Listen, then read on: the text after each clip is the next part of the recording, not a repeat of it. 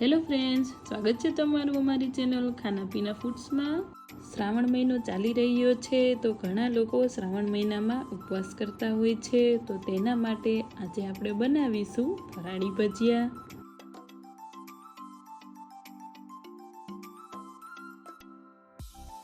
અને તેને બનાવવા તો એકદમ સહેલા છે અને ઝટપટ બની જાય છે। તો ચાલો હવે આપણે તેને બનાવવાનું ચાલુ કરીશું।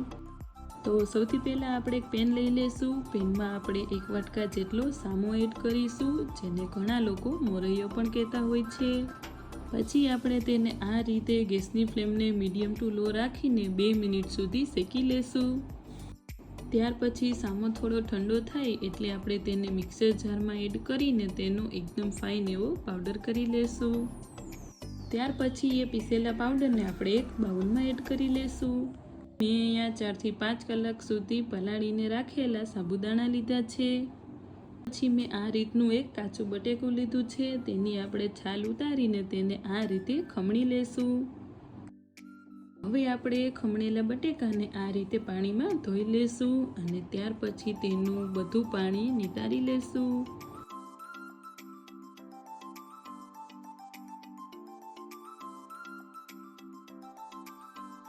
અને પછી આપણે એ જ વાટકાના માપથી 1 વાટકા જેટલું બટેકાનું છીણ એડ કરીશું અને ત્યાર પછી આપણે તેમાં લીલા મરચાં અને કોથમરી એડ કરીશું।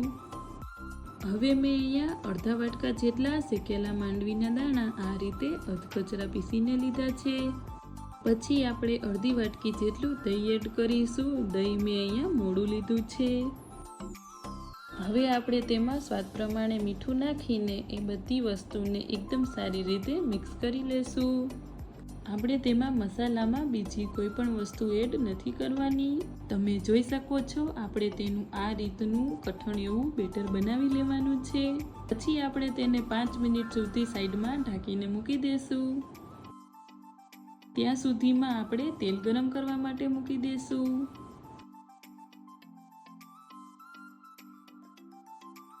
5 મિનિટ જેવું થઈ ગયું છે, તો હવે આપણે તેને ફરી એક વખત એકદમ સારી રીતે મિક્સ કરી લેશું। તેલ ગરમ થઈ ગયું છે કે નહીં એ આપણે ચેક કરી લેશું। તો તમે જોઈ શકો છો આપણું તેલ ગરમ થઈ ગયું છે। તો હવે આપણે તેમાં ભજીયાને તળી લેશું।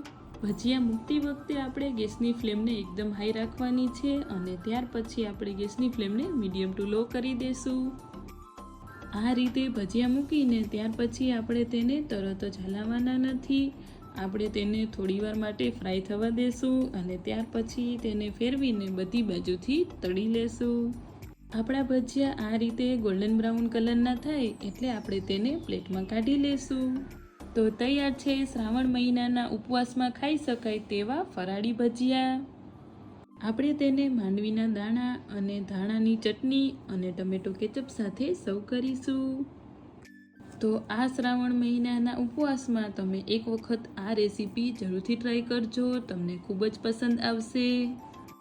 અને તમને આ મારી રેસીપી કેવી લાગી એ કોમેન્ટ કરીને જરૂરથી જણાવજો। જો તમને મારી આ રેસીપી ગમી હોય તો વિડીયોને લાઈક, શેર અને ચેનલને સબસ્ક્રાઈબ જરૂરથી કરજો।